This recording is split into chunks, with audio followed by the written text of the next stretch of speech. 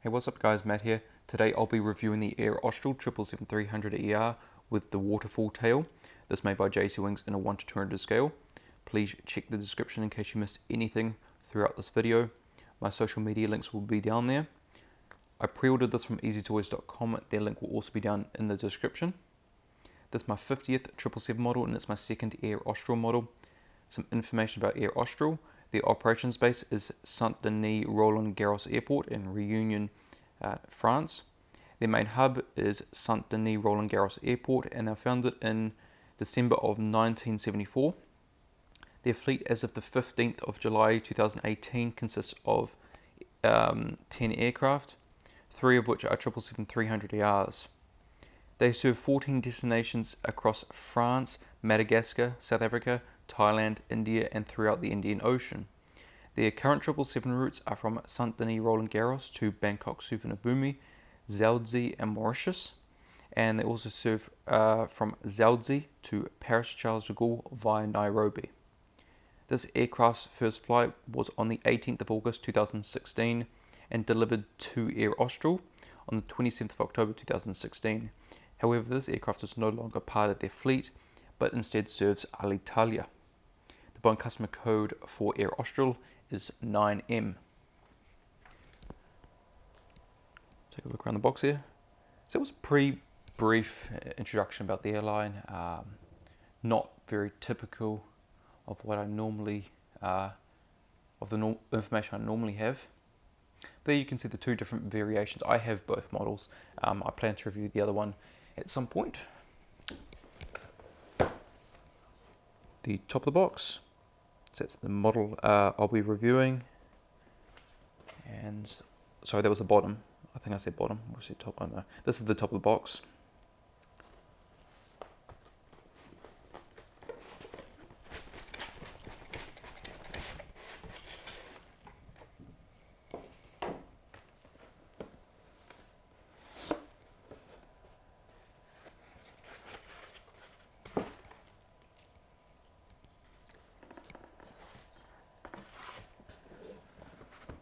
And there we have the model, the stand, and you can see the magnetic gears.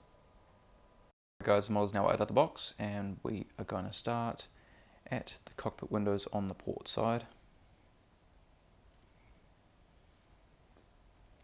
Okay, so we have cockpit windows, window wipers, pitot tubes, and static ports. Part of the registration on the gear door, NOU. It's probably as best I can get it because focus is a little jumpy at this aperture. The logo, Air Austral titles,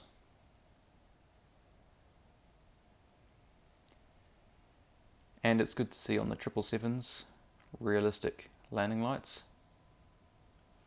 It's become a key feature, especially with JC Wings, who seem to be upgrading the models, making them more realistic than other manufacturers so far. Although technically they don't really manufacture, they use Gemini Jets as mold, but they do add their own key things to the model, and that's why they stand out.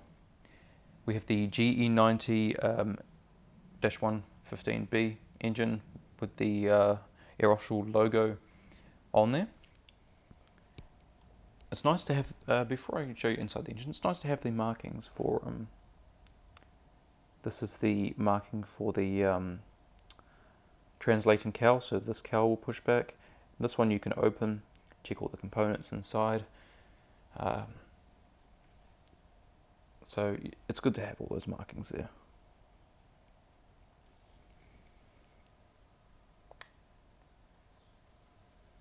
Sorry about this. There we go.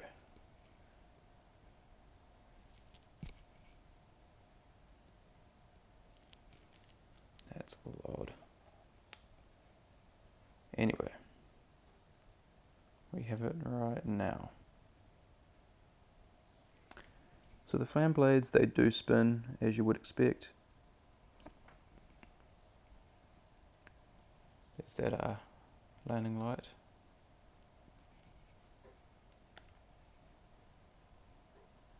see if we've got any landing or taxi lights on the nose gear. Yep. If I turn this off, you might be able to see them. Oh, not really. Anyway, you can see that they're there.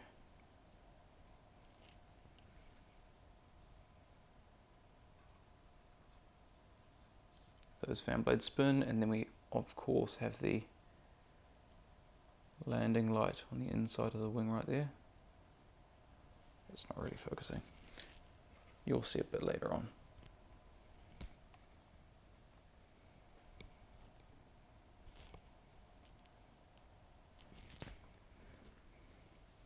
Right, continuing down the wing a little. Come to the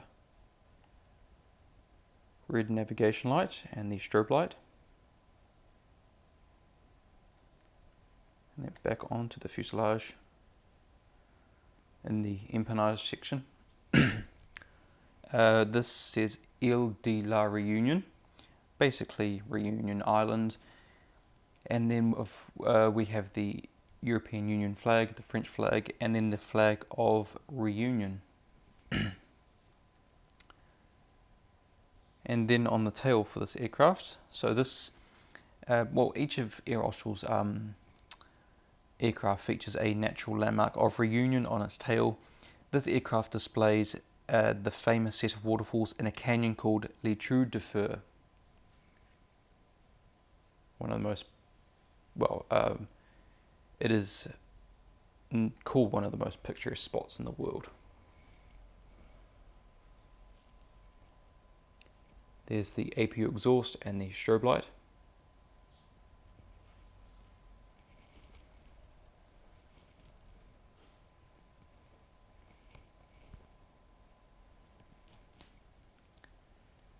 And now to the cockpit windows on the starboard side. Right, so we also have the window wipers, pitot tube static ports, part of the registration on the gear door. I obviously missed the registration on the other side. I'll go through it when I'm on the side. The Air Austral logo, front cargo container door, Air Austral titles. And there's that on the side, see if this makes it better, that landing light. And then the engine, we have the Air Austral logo on the GE90.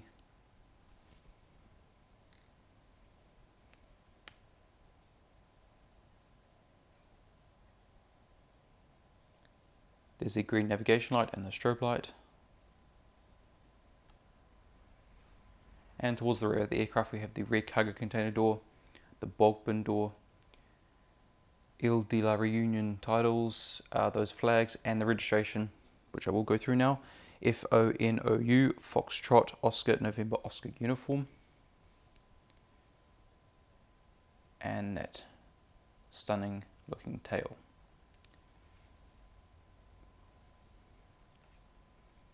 Okay, so let's go through some of the model's features.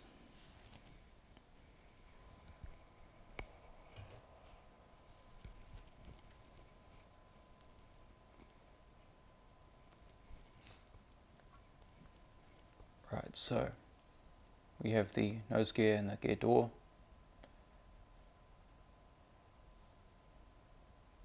Necker ducts, anti-collision light, hold for the stand, main gears and gear doors. Underneath the wing, flap slats, ailerons. There's the fuel dump valve, the tiny little piece sticking off just beyond the last fairing. Underneath the engine, looks very good. And same on the side, but with the registration number. Always seems to be a little dirt that comes with these models, which I'll just clean off now just so it looks better. Here we go. And then underneath that engine, believe, oh, okay, no, I thought I saw an antenna for a second, but no, we do have antennas right here, a couple of them. And the anti-skid. Is it anti-skid? It's in the back of my mind. The little skid hump. You know, if there's ever a tail strike, it doesn't actually. It's a specialised piece of metal, so it won't actually damage the fuselage. Less repair, less money. More beneficial for the airline. There's the Apu housing. Now on top of the aircraft we have anti-collision light, antenna, overwing emergency exits, and then we have the no step markings on the wing, flaps, slats, ailerons and spoilers on top.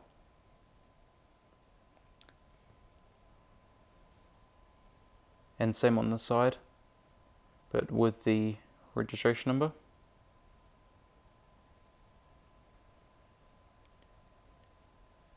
On top, those lines are obviously not correct. They should be more or less like this engine, although that's not. It is a little wonky there, but you can see there's a bit of a mess up there with the paint, but it's not too big. It's only on the inside, so you don't really see it too much. ADF antennas. There's the SATCOM,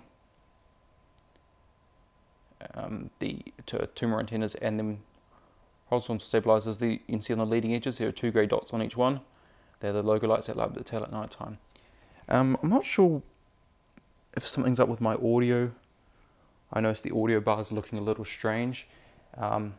Obviously if I upload this it should be alright, but let me know what you guys think about the audio, because it's something in my mind is telling me that it's not correct, and I really don't want to have to redo this video.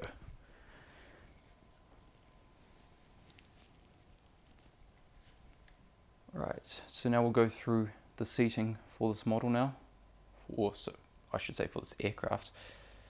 Even though this one's not in service, they still have 3 in their fleet. So we'll start with Club Austral, which is typically business class. That is 14 flatbed seats, rows 1 to 2. And that's the first, you can pretty much guess it's the first, about 4 or 5 windows in. Then we have Confort, or Confort. It's French, it's not comfort, it's Confort, I think. 40 recliner seats, rows 3 to 6. And it basically goes from about 4 or 5 windows in to the first door. And then we have Loisirs,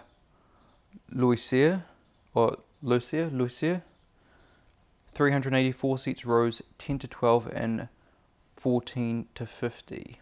Actually, I was wrong about Confort. I think it goes to about here somewhere. Anyway, so from about here to the back of the aircraft is all Loisirs economy. That's a total of 438 seats. So quite a heavy aircraft, to be honest, because there's a lot of economy seats.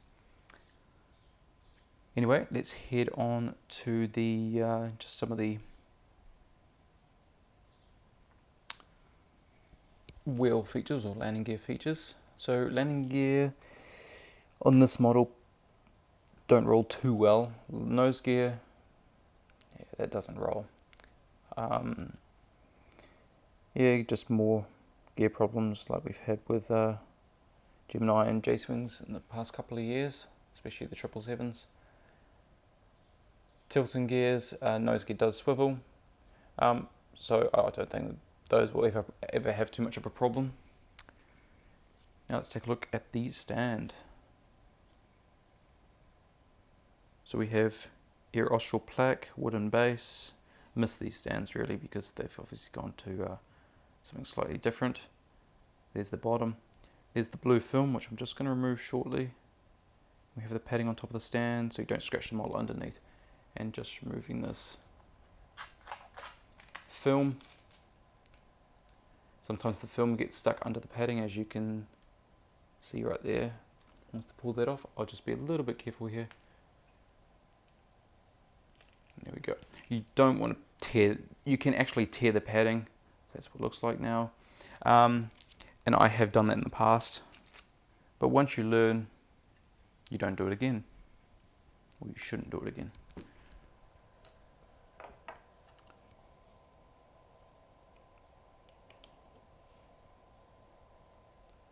And there's the model on the stand. Looks very, very nice. The gears are magnetic, can easily be removed and put back into place. Put them in the, obviously don't really go in the landing position, they're quite parallel with the fuselage. They should have quite a bit more tilt there, but when you want it in the in-flight position, the gear doors here to use if you wish.